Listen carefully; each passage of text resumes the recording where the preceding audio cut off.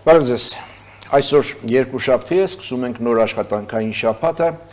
ներքել և արտաքին քաղաքական արագընթաց զարգացումներով, նույն խնդիրների մասին հաճախ տարբեր իրարամեջ գնահատականներով, մոտեցումներով և պատումներով։ Իսկ երեք այս ամենը կարծես մի պահ լռել էր, երեք բոլորը կարծես խոսում էին նույն լեզվով, բոլորը խոսում էին մեկ լեզվով և հնչում էր նույն խոսքը՝ Քրիստոս հարյավ իմ եռելոց։ Սա միայն հավատի մասին չէր, այս խոսքը նաև կյանքի մասին է, վերածննդի մասին է, ցավից հետո հույսի մասին է։ Իսկ ինչ է պատահում, երբ եկեղեցին և իշխանությունները խոսում են տարբեր լեզուներով։ Ինչ է պատահում, երբ եկեղեցին հայտնվում է քաղաքականության մեջ, հայտնվում է քաղաքական ալեկոծությունների առանցքում։ Այսպիսի իրավիճակ ունենք մենք և այսպիսի իրավիճակ ունենք և այսօր ազատազրույցում փորձելու ենք հասկանալ, թե որտեղ է սահմանը եկեղեցու և իշխանության մեջ, արդյոք մենք հատել ենք այդ սահմանը անտառնալիորեն։ Սա ազատազրույցն է Free News-ի եթերում, որտեղ համադրվում են փաստերը, կարծիքները, գնահատականները և կանխատեսումները։ Զրուցակիցս Գևորգ եպիսկոպոս Սարոյանն է, Քրիստոս հարյավ իմ եռելոց։ Օրհնյալ է հարությունը Քրիստոս։ Սրբազան, այս վերջին շրջանում եկեղեցու հետ կապված թեև արտակուստ դադարի պահ է, մի տեսակ հակամարտությունը կարծես թե սառեցված է, իրոք այդպես է թե չէ մենք դրան կանդրադառնանք, բայց նաև հարակից թեմաներ են առաջացել, այդ թվում և Երևանում, եկեղեցում տեղի ունեցած միջադեպը և Մոսկվայում հանրահավաքը, բողոքի ակցիան, որին մասնակցում էին հոգևորականներ, այս ամենին կանդրադառնանք, բայց սկսենք գլխավորով, հարության տոն, ինչով է կարևոր այս տոնը հայ քրիստոնյաների համար ընդհանրապես և մեր այս լարված ժամանակներում մասնավորապես։ Ուրեմն Սուրբ Հարության տոնը ոչ միայն հայ քրիստոնյաների, այլև ողջ քրիստոնեական աշխարհի համար մեծագույն տոներից մեկն է համարվում և հույժ կարևորություն է ներկայացնում իրենից։ Տեսեք, երկու եկեղեցական տոները շատ են, բայց երկու գլխավոր տոներ կան, դա Սուրբ Ծնունդն է և Սուրբ Հարության տոնը։ Հարության տոնով ազդարարում է Քրիստոսի հաղթանակը, մեր Տիրոջ և Փրկչի Հիսուս Քրիստոսի հաղթանակը մահվան և մեղքի իշխանության դեմ։ Մենք քրիստոնյաներս հավատում ենք, որ Քրիստոսի զոհաբերությունը մեզ առիթ է տալիս ոչ միայն մեր մեղքերը քավելու, այլև հարության հույսով ապրելու։ Հետևաբար Սուրբ Հարության տոնը քրիստոնյաներիս համար շատ կարևոր նշանակություն ունի և դրան նախորդել է մեծ պահքի ու ավագ շաբաթվա շրջանը։ Ցավ եմ ապրում, որ ձեր նշած նախաբանում նշեցիք մի քանի իրադարձության մասին, եկեղեցում հարձակում վարչապետի դեմ կամ Մոսկվայում վարչապետի նկարի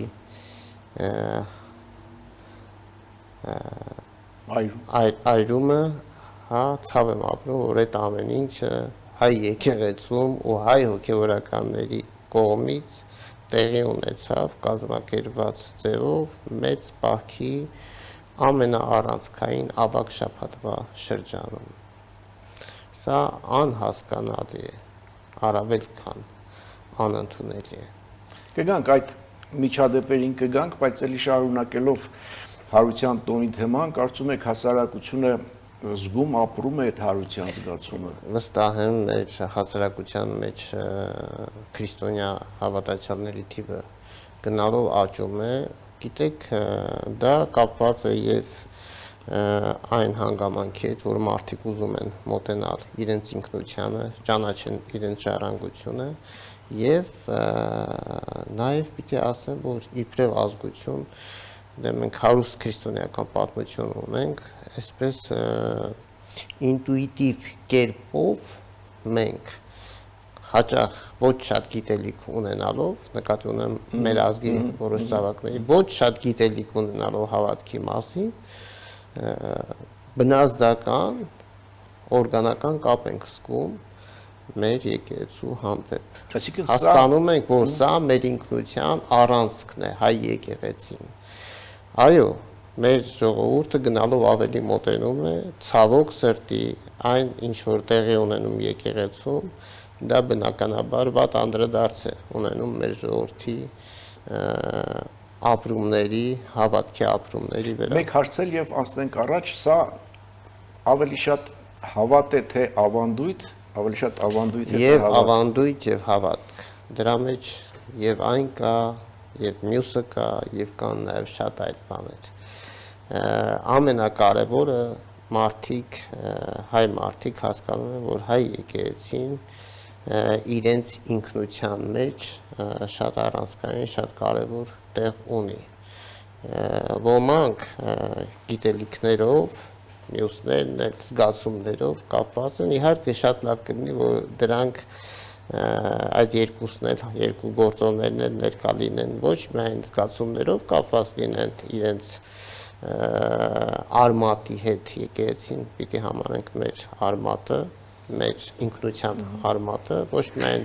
զգացումներով, այլև գիտելիքներով, լավ կլինի եւ այդտեղ իհարկե մեծ անելիք ունի հայ եկեղեցին։ Եթե այո հայ եկեղեցին զբաղվի իր առաքելությամբ, որը ցավոք սրտի այսօրվա առաջնորդությունը եկեղեցու թույլ չի տալիս պնդել այսօրվա եկեղեցու առաջնորդությունը այն ինչ որ ունենք թույլ չի տալիս պնդել որ հայ եկեղեցին իր առաքելությամբ է զբաղված հայ եկեղեցու առաջնորդի ուղերձը ինչի մասին էր դուք նկատի ունեք Գարեգին երկրորդ կաթողիկոսի նկատի ուղերձը ինչի մասին էր այնտեղ հատկապես շահարկում է մի թեզ, որ իբր թե իշխանությունները հալածում են եկեղեցին։ Սա եթե հիմա երբեք ասեմ ձեզ համոզված չեմ եղել, որ դա այդպես է, կա հալածանք, ես միշտ մտածել եմ, ուրեմն մինչև այս շարժումը ես միշտ հանդես եմ եկել եկեղեցու դիրքերից, այսօր էլ հանդես գալիս եկեղեցու դիրքերից։ Ուղղակի այն ժամանակ մենք սիստեմատիկ կերպով դեզինֆորմացվում էինք, որ իբր թե այս իշխանությունները հակաեկեղեցական են, բայց դեռ մենք էլ մարդ ենք շփվում ենք եւ նաեւ իշխանության ներկայացուցիչների հետ։ Ու հատկապես այդ սրբազան պայքարով հայտնի դարձավ, որ չէ, մի բան այնպես չէ։ Հասկացանք, որ կամաց աստիճանաբար սկսեցին գիտակցել, որ մեզ ընդամենը եկեղեցու պետը փաստացի տրամադրում է իշխանությունների դեմ։ Հետո սկսեցինք հետաքրքրվել եւ պարզվեց, որ այն հարցերում, որ կա տարաձայնություն իշխանության եւ եկեղեցու միջեւ, դրանք արհեստական ստեղծված տարաձայնություններ են։ Ու ես կասկած չունեմ, արդեն հիմա որ մենք կարողանում ենք շփվել եկեղեցու պետության ղեկավարության հետ, կասկած չունեմ, որ ցանկացած հարցի շուրջ հնարավոր է գալ համաձայնության, բացարձակ կասկած չունեմ։ Ասեմ ավելին պատրաստ են անել ամեն ինչ հայ եկեղեցու առողջ եւ լիարժեք գործունեության ապահովման համար։ Սա իմ տպավորությունն է, որ ես ստացել եմ այսօրվա իշխանություններից, թե եկեղեցականներից ինչ է պետք սրանից ավել։ Դե արհեստական, ձեզ ասում եմ, այս ամբողջ խնդիրը արհեստական ստեղծված խնդիր է եկեղեցի իշխանությունը եւ ցավոք սրտի այդ խնդիրը ստեղծվել է եկեղեցու պետի եւ իրեն շրջապատող մի խմբակի կողմից, ովքեր որ հետևողական կերպով ներքաշված են քաղաքականության մեջ, իդեպ ասեմ, որ դրանք հեղափոխության օրերին եւ դրանից հետո այդ փոքր խմբակը մի քանի եպիսկոպոս են չթիրախավորելու համար անունը չտամ հանրությանը հայտնի են նրանց անունները սրանք ուրեմն հետևողական կերպով այսպես ամեն ինչ անում էին որ այս իշխանությունների հետ լավ հարաբերություններ հաստատել այսօրվա եկեղեցու պետին հեռացնեն աթոռից ու իրենցից մեկը դե իրենց մեջ էլ բան կար պայքար կար մեկը դառնա ու այդ իմաստով ստեղծեցին նոր Հայաստան նոր հայրապետ շարժումը դա եկեղեցու բես իհարկե եկեղեցու ես ուտերցում եմ եղել գիտեմ ու ասեմ որ այսօրվա իշխանությունները օգնեցին այսօրվա եկեղեցու պետին խուսափել գահազրկումից արդեն զանգում էին իրար ժամ էին ասում, թե երբ պիտի հրաժարական տա։ Այսօրվա այս իշխանություններն են օգնել, որ նա մնա աթոռի վրա։ Ու ես չէի կարողանում պատկերացնել, թե այդքանից հետո ինչու գնաց այսօրվա փաստացի պետը հարաբերությունների վատացման նման սցենարի պահանջեց հրաժարական պատերազմից հետո, որը անընդունելի էր, հետո կրկնեց, այսինքն ինչ է ստացվում, որ դու դեմ ես դեմոկրատիային, նախ մենք չունենք պատմության մեջ որևէ վկայություն, որ պատերազմից հետո, պարտությունից հետո, այո, պարտությունը դա մեր ցավն է, մեր ողբերգությունն է, մինչև այսօր մեր ժողովուրդը դրա միջով անցնում է։ Չունենք վկայություն, որ որևէ կաթողիկոս պահանջի օրվա թագավորի, իշխանի կամ չգիտեմ քաղաքական իշխանության, եթե դա եղել է հայկական, հրաժարականը, հակառակը պիտի կանգներ կողքին, ամեն ինչ աներ, որ երկիրը ոտի հաներ։ Սա է եղել հայ եկեղեցու պատմական փորձառությունը։ Սրանից ավել որևէ մեկը չի կարող մի օրինակ բերել։ Հատկապես երբ որ մենք ունեցել ենք սեփական իշխանություն։ Բոլոր դեպքերում սա է եղել։ Մենք կարծեմ, եթե չեմ սխալվում, Ադոնցն է, որ ասում է, չկա հայրենասիրության ավելի մեծ օրինակ, քան ասում է, երբ որ հայոց բանակը Պապ թագավորի գլխավորությամբ պայքարում էր թշնամու դեմ, իսկ ներսես կաթողիկոսը աղոթում էր։ Ադոնցն է այդ գնահատականը տալիս, տեսեք, սա է եղել միշտ, հիմա մենք չգիտենք, անկախ նրանից այդ պատերազմը հաղթանակով կավարտվեր, խոսքը իրավիճակատամարտի մասին է, որ հաղթանակով է ավարտվել, թե պարտությամբ, անկախ դրանից, բայց սա է եղել եկեղեցի պետություն, համագործակցությունը, փոխգործակցությունը եւ հայ եկեղեցին այն ձևով որ այսօր է ներկայանում իբր թե ինքնակառավարվող այսպես անկախ մարմին է եւ իր դիրքորոշում երբեք նման պրակտիկա չի ունեցել հայ եկեղեցին պատմության ողջ ընթացքում հայ եկեղեցին միշտ եղել է հայ պետականության մի մասը առանցքային մասը եթե ունեցել ենք սեփական իշխանություն չենք ունեցել եղել ենք օտարի լծի տակ հայ եկեղեցին այդ դժվար պայմաններում ամեն բան արել է հանուն Հայաստանի ազատագրման, հանուն սեփական պետություն ունենալու։ Սա է եղել հայ եկեղեցու փորձառությունը։ Այն ամեն ինչ ինչ որ այսօր կատարվում է, սա խորթ է հայ եկեղեցու, ուրեմն պատմական փորձառությանը, սա ներդրված մոտեցում է պետությանը, սա մեր հետ կապ չունի։ Մեր պատմական փորձառության սա դրսից ներդրված մոտեցում է իսկ ինչի են գնացել այդ քայլին եկեղեցու ղեկավարությունը որովհետև նրանց դեմ կան կոմպրոմատներ այդքան խոսում էին կոմպրոմատներից նրանց դեմ կան կոմպրոմատներ որոնց չեն կարող շրջանցել ստիպված գնում են այս քայլին որովհետև ինչ են անում նրանք բառացիորեն առանց չափազանցնելու գլխով հարվածում են պատին իմանալով հանդերձ, որ չկա ելք, չեն կարող այդ պատը փլել։ Էս են անում։ Իսկ դա կարելի է անել երկու դեպքում, կամ եթե դու խելագար ես, կամ եթե քո դեմ դրել են այնպիսի բաներ, որ չունես տարբերակ։ Սա այսօրվա իրականությունն է։ Եվ այսօր Կարագին երկրորդը կամ ինչպես դուք եք ասում եկեղեցու պետը խոսում է պառակտման որոմի մասին։ Դուք կիսում եք այդ գնահատականը կա արդյոք պառակտման որոմ եւ եթե կա ապա ով է սերմանում այն։ Փոքր դատարից հետո շարունակենք կվերադառնանք վարքյաններ անց։ Հիշեցնեմ սա ազատ զրույցն է Free News-ի եթերում ես զրուցում եմ Գևորգ եպիսկոպոս Սարոյանի հետ մենք խոսում ենք հարության տոնի եւ եկեղեցի իշխանություններ հարաբերությունների մասին մենք հասանք էլի նորից վերադարձանք ուղերձին որտեղ խոսվում է պառակտման որոմի մասին սա իրականություն է եւ եթե այո ապա ով է սերմանում դա ուրեմն պառակտման որոմը եկեղեցու մեջ սերմանվել է այսօրվա եկեղեցու փաստացի պետի եւ իր քաղաքականությունը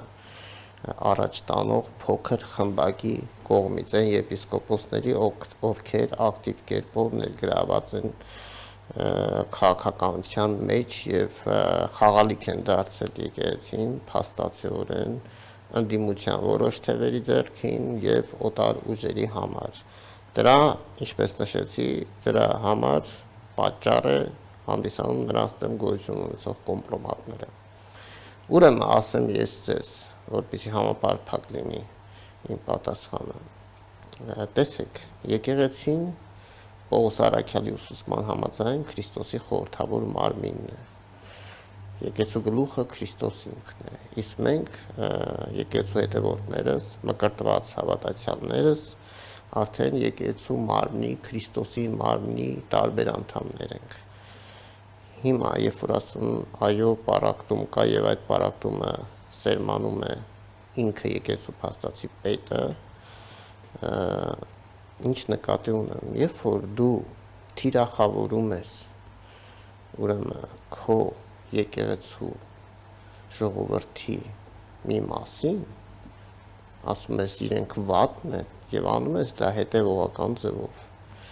Ես նկատի չունեմ մենակ այսօրվա իշխանություններին, ես նկատի ունեմ նաեւ այն ժողովրդին, ովքեր ընտրել են այս իշխանություններին։ Տեսեք, իշխանությունները միշտ կարող են տարբեր լինել, բայց դու չես կարող ասել իրենք վատն են, որովհետեւ քո ժողովուրդն է ընտրել այս իշխանություններին, քո ժողովրդի զգալի մասը։ Հետևաբար, երբ որ դու ասում ես իրենք վատն են, տրամադրությունները ստեղծում իրենց դեմ, բնականաբար դու պարակտում ես դրանով նաև եկեղեցին։ Գիտեք, համայնքը շատ նուրբ է, շատ զգայուն է այդ իմաստով, որևէ քաղաքական խոսք արդեն պարակտում է մտցնում, որովհետև մենք համայնքում ունենք տարբեր քաղաքական հայացքների տեր մարդիկ եւ եկեղեցին այն միջավայրը պիտի լինի, որ բոլոր տեսակի, հատկապես քաղաքական անհամաձայնությունները պետք է թողնվեն դրսում։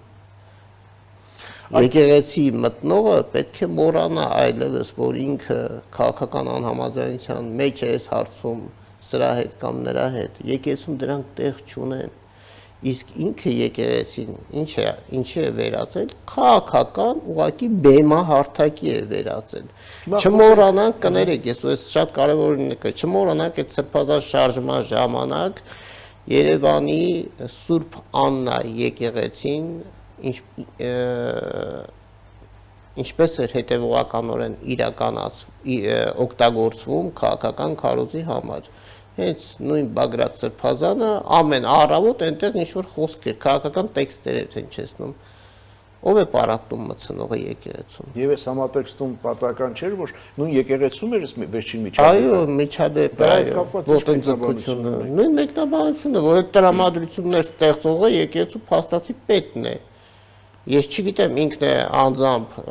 կազմակերպել դա թե ոչ, դա իմանալիքը չէ, վստահաբար կարող են, եթե գործ կա հարուցված կպարզվի, բայց տրամադրություն ստեղծողն է ինքը ինչ է արել, այս տարիներ շարունակ ատելության խոսք է գեներացնում կոնկրետ իր ժողովրդի մի զգալի խմբի դեմ, իր ժողովրդի մի մասի դեմ, այսինքն նա դարձել է կաթոլիկոս ընդդիմության ինչ-որ մի փոքր թևի համար կարելի է, գիտեք, նրանք էլ են հայ եկեղեցու անդամներ, նրանք էլ են հայ ժողովուրդ, բայց դու իրավունք չունես բռնել այս կամ այն կողմը, դու պիտի իբրև եկեղեցու առաջնորդ, դու պիտի լինես չեզոք քաղաքական հարցերում, իսկ առաջնորդությունը եկեղեցու պիտի լինի բացառապես պետականամետ ու պետականակենտրոն։ Իսկ եթե դա Սփյուռքում էլ է այդպիսի զարգացումներ նկատում ենք, խոսեցինք Երևանում եկեղեցու միջադեպի մասին, բայց նաև Մոսկվայում հոգևորականների մասնակցությամբ բողոքի ակցիա նկատի հերթական հայտարարություններ, երբ որ ել եմ ասում, ավագ շաբաթվա ընթացքում այդ բոլոր քահանաներին Մոսկվայի հավաքել էին այնտեղ ու ասում են ձեզ, որ համայնքի ժողովուրդ չի եղել, իր աշխատողներն են ու ամենազավեշտալին այն է, որ ինքը չկար, ես նկատի ունեմ առաջնորդի պաշտոնը զբաղեցնողին, այսօրվա եկեղեցու փաստացի պետի եղբորը նկատի ունեմ, նա չկար, բնականաբար, դե իրենց ոչն է, ամեն ինչ անել ուրիշի ձեռքով, այդ հայտարարությունները ուրիշի բերանով, բայց հրահանգ տվողը ինքն է չկա, երկրորդ կարծիք է այստեղ, ամեն ինչ իր հրահանգով է արվել, դուք աշխարհում չեք կարող մի եկեղեցի ցույց տալ, որի եպիսկոպոսը սեփական պետության դեմ օտար երկրում նման ակցիա կազմակերպի, սա հակապետականության, պետական դավաճանության, ազգուրացության, հավատուրացության, ասում են տիրադավ, առաջի տիրադավներն են, սրանք են տիրադավները, եկեղեցու փաստացի պետի առաջնորդությամբ տիրադավները սրանք են, բոլոր սրանք ովքեր հայ պետականության, Հայաստանի Հանրապետության ինքնիշխանության դեմ են գործում, սա անձի դեմ չի ուղղված, ինչ որ արվել է, կապ չունի ով կլներ այսօր մեր Հանրապետության ղեկավարը անել նման բան օտարի երկրում, սա ոչ այլ ինչ է, քան հակապետական քարոզ անել, գործել պետության դեմ, գործել քո պետական իշխանության դեմ։ Մենք անդադ խոսում ենք այն մասին, որ եկեղեցին ներգրավեց քաղաքական գործընթացներում, հետո իշխանություն եկեղեցի հակամարտություն, հիմա մի տեսակ կարծես հանդարտ վիճակ է, գուցե թվայցալի այդ մասին էլ կխոսենք, հա, բայց հիմա կարող եմ մի ուղղում անել այդ իշխանություն եկեղեցի հակամարտություն, չկա իշխանություն եկեղեցի հակամարտություն, կա եկեղեցի, որի առաջնորդությունը շեղված է իր բուն առաքելությունից, որը խախտելով Հայաստանի Հանրապետության սահմանադրությունը ակտիվ ներգրաված է քաղաքական գործընթացների մեջ, որի իրավունքը չուներ։ Հիմա էլ կա այդ գործընթացը։ Հիմա քաղաքական դիրքորոշում, գնահատական, քաղաքական, ինչ է նշանակում վարչապետի նկար այրել, ինչ է նշանակում ոտնձգություն։ Եկեղեցու ներսում պատկերացնեք ոտնձգությունը եկեղեցու ներսում է տեղի ունենում։ Կապ չունի։ Իսկ եկեղեցիների միջավայրը քաղաքական հայտարարություններ եւ այլն։ Հենց այսօր Ռուսաստանի թե մի քահանաներից մեկը, հա, մի տկարամիտ եւ թուլամորթ, որը իրենց համար ընդհանրապես թնդանոթի միս արտահայտությունը կա, չէ, թնդանոթի միս է։ Նրա բերանով այսօր հայտարարություն են հնչեցրել, որ ովքեր կընտրեն այս իշխանությունը, եղբայր, դա քո ինչ գործն է։ Դու ով ես, ինչ իրավունքով։ Ովքեր կընտրեն իշխանություններին։ Ովքեր կընտրեն այս իշխանություններին, անեծքի տակ կընկնեն։ Դուք չեք ամաչում։ Քթեք մի եկեղեցի, ուղղափառ կլինի, բողոքական կլինի, չգիտեմ։ Քթեք, կաթոլիկ կլինի, քթեք մի եկեղեցու քահանա է, որ այս տեսակ արտահայտություն են չեսնի, այս տեսակ հայտարարություն անի։ Լավ, նա տկարամիտ է, թուլամորթ է, պատրաստ է ձեր ցանկացած հրահանգը, փառք Աստծո շատ չեն այդպիսիները, ճիշտ է, վախի մթնոլորտը, այսպես վախի ու բռնության իրենց կողմից սերմանված մթնոլորտը մեծ մասի վրա տարածվում է, չեն կարողանում խոսել, դիրքորոշում հայտնել, բայց ցավոք սրտի այս տեսակ տկարամիտներն ու թուլամորթները քիչ են, փառք Աստծո որ քիչ են, կներեք, ճիշտ չձևակերպեցի, հա, ինչ իրավունքով եք դուք ուղղորդում, կամ ինչու ես անիծում, թե ով ումը կընտրի, դա մեզ չի վերաբերում, չէ որ քո համայնքի անդամները, քո հոտի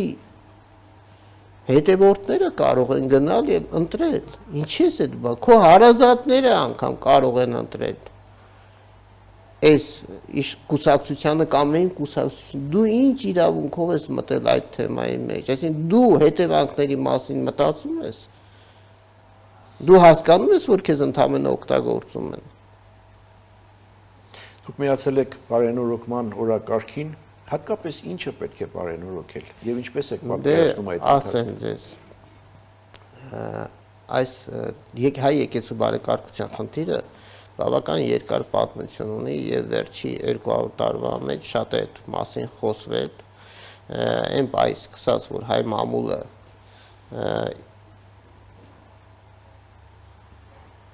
սկսեց եկեղեցուն վերաբերող հարցերը քննարկել, այդ բայից սկսած եկեղեցու բարենորոգության մասին հոդվածներ, գրառումներ շատ են հայտնվել հայ մամուլում, ասենք ես ձեզ ասեմ Ստեփանոս Նազարյանց բան դրանք այդ շրջանից սկսած կա այդ թեման, որովհետև հասկացել են, որ բաներ կան հայ եկեղեցու, որ պետք է վերանայվեն, ինչպես օրինակ կուսակրոնության խնդիրն է, բաներ կան, որ եկեղեցու հովվական կյանքին են առնչվում, քարոզչությանն են առնչվում, կրթությանն են առնչվում, սենց հարցեր կան, եկեղեցու ծիսական լեզվին առնչվող բաներ կա, պետք է լսել, հասկանալ, պետք է գնահատել, ես չեմ ասում, պետք է այսպես անել, չէ, պետք է ուղղակի, բայց ես ասեմ, ես բարեկարգության հարցը ասածս այն էր, որ ուրեմն հին պատմություն ունի եւ անընդհատ նրա հրատապության մասին խոսվել է ու հիմնական խանգարող հանգամանքը եղել է խորհրդային շրջանը։ Պիտի ասեմ, որ դրանց առաջ արդեն բավական լուրջ հրապարակումներ բաներ եղել են մեր գիտնական հոգեվորականների կողմից եւ հարցը շատ հասունացած է եղել, բայց խորհրդային կարգերը խանգարեցին։ Հիմա անկախ Հայաստանի արկայության ժամանակ առավել քան մենք պարտավոր ենք այդ հարցերին անդրադառնալ, որպեսզի եկեղեցին դառնա ավելի թափանցիկ եւ բարեվարկության վերաբերող խնդիրներում եւ ֆինանսական խնդիրներում եւ իր առաքելության մեջ լինի ավելի արդյունավետ, բայց այս իրավիճակում, երբ որ հարցը բարձրացավ, սա ասեմ ձեզ հիմնական պատճառներից մեկը եկեղեցու քաղաքականացված լինելն էր։ Դա այն խթանը հանդիսացավ, որ նորից եկեղեցու բարեկարգման հարցը մեջտեղ գա։ Ինչու, ասեմ ձեզ հիմա, տեսեք, ինչու են մեր հոգևորականները այսպես ներգրաված քաղաքական կյանքում, տեսեք, մինչ այդ ես ասացի կան կոմպրոմատներ։ Եվ հիշում եք վարչապետը Եվրոխորհրդարանի ելույթի ժամանակ նույնպես նշեց, որ բարեվարկության պատճառով ոմանք գաղտնի ծառայությունների կողմից հավաքագրվել են, այո, այդ խնդիրը կա այդ խնդիրը, ու դա միայն մեր եկեղեցուն չի վերաբերում, սա համընդհանուր խնդիր է։ Ու այնպես չի, որ ուրիշ եկեղեցու ներկայացուցիչներ չեն ունենում նման փորձառություն իրենց ծառայության ընթացքում, ու ես ցավով եմ անդրադառնում, որ երբ որ հոգևորական են ուղարկում արտասահման ծառայության, որևէ ձևով այդ մարդուն չեն նախապատրաստում, որ գիտես ինչ այսպիսի ռիսկեր կա, շատ զգույշ պիտի լինես։ Կամ ցավով եմ անդրադառնում, որ կուսակրոնության խնդիրը այսքան ծեծված, մինչև այսօր որևէ ձևով քննարկման նյութ չի դարձել։ Դուք այդ խնդիրների լուծումները ունեք, բանաձևերը ինչպես անել, բազում քննարկումներ կան։ Չէ, կոնկրետ ես ուզում եմ ավելի կոնկրետ կան այդ ճանապարհները, ենթադրենք որ խնդիրը օրինակ, տեղապահի ընտրություն, նոր կանոնակարգի ընդունում, դա վերաբերում է կաթողիկոսի հերացման, տեսեք, դա վերաբերում է տեղապահի ընտրություն, կաթողիկոսի հերացմանը հաջորդող գործընթացին։ Իսկ ինչ վերաբերում է բարեվարկությանը, կանոնագիր քայլոցը պիտի վերանայվի, որովհետև մինչև այսօր քահանաներ կան 4 տարի կանոններն են մեջտեղ բերում։ Մեկը մեջտեղ է բերում այն, ինչ գիտի։ Մեկը Մաշտոցի կանոններն է մեջ բերում, մյուսը, չգիտեմ, Շահապիվանի կանոնները, բայց կանոններ կա, որ ուղղակի ոնց որ մյուս եկեղեցիների պարագայնա, պետք է հռչակվեն պատմական կանոններ, դրանք այսօր գործածության մեջ չեն, օրինակի համար այսինչ մեղքի դեպքում այսքան ճիպոտի հարված, չգիտեմ, այսքան գումար պիտի տրամադրվեր աղքատանոցների, հասկանում եք հսկայական գործընթաց կա, այո, հասկանում եք բաներ կան, որ պիտի հռչակվեն պատմական, բաներ էլ կան, որ պիտի շարունակվեն, ինչի, եկեղեցին դրանով է կենդանի, այսինքն ինչքան պիտի մենք նստենք ու սպասենք, ու ինչու եկեղեցու առաջնորդությունը հաշվի չի առնում, ինչի դրանով չի զբաղվում, ինչով է զբաղվում։ Դուք միացաք այս եկեղեցու բարենորոգման օրակարգին եւ դրա համար կարգալույց հռչակվեցին։ Կարգալույց հռչակեցին, ես գիտեմ իր պատճառաբանությունը ինչ է, իբր թե ես որ հայտարարել եմ, ասել եմ Արշակ Խաչատրյանին վերաբերող նյութերը ինքն իր հրահանգով են բան արել, հրապարակել, իբր թե ամենաշատը դրանից է խոսվել, նորից եմ կրկնում ու պնդում, այո, իր հրահանգով են հրապարակվել այդ նյութերը, ինքը եկեղեցին այնքան չի սիրում այնքան իր համար մեկ է, որ ինքը գնաց այդ քայլին նրան խայտարակելու համար հրապարակեց, հետո իրենից կախման մեջ դրեց, որ օգտագործի։ Դուք հիմա այդ որոշումից հետո որոշում է վճիռ է, հա։ Ինչ որոշում։ Կարգալույց անելու։ Ձեզ համարում եք եկեղեցու ներսում, թե եկեղեցուց դուրս։ Ես ինձ եկեղեցու ներսում եմ համարում լիարժեք։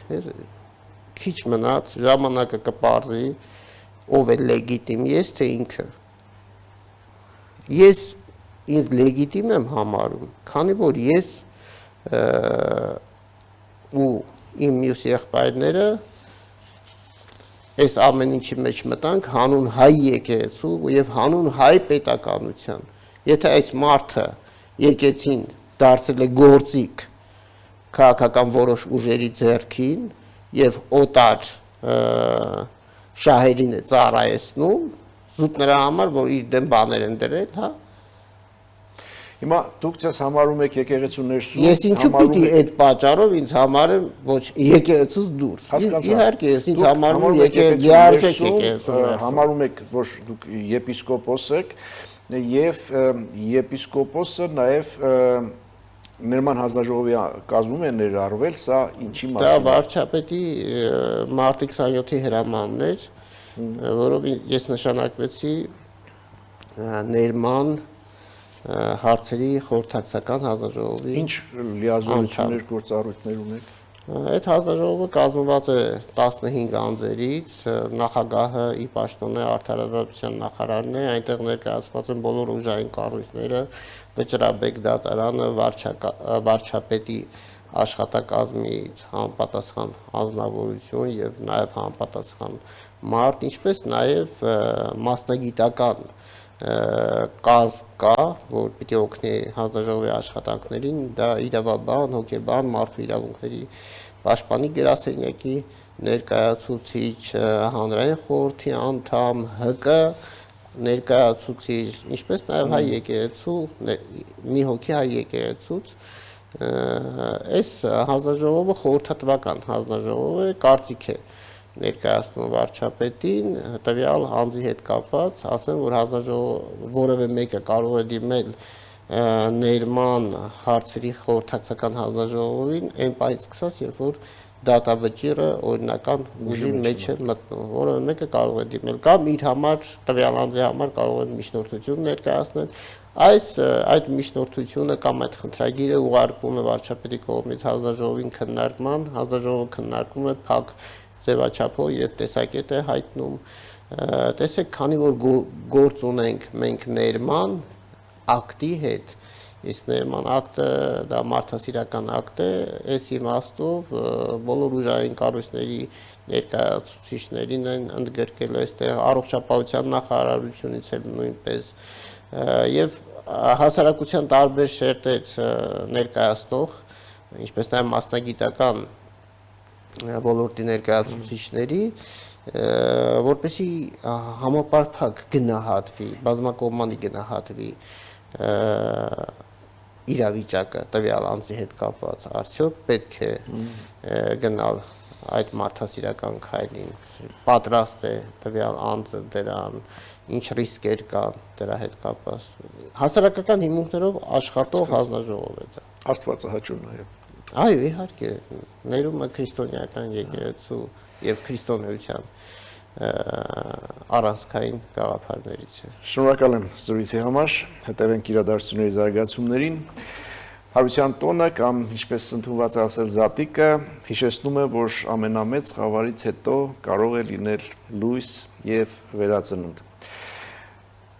Արժե որ այս տոնին մենք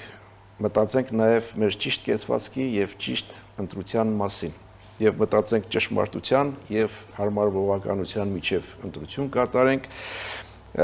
սա նաև ընտրություն է մեր հավատքի եւ մեր երկրի ապագայի մասին սա ազատ զրույցներ Free News-ի եթերում ես զրուցում եի Գևորգ եպիսկոպոս Սարոյանի հետ լավ մնացեք կհանդիպենք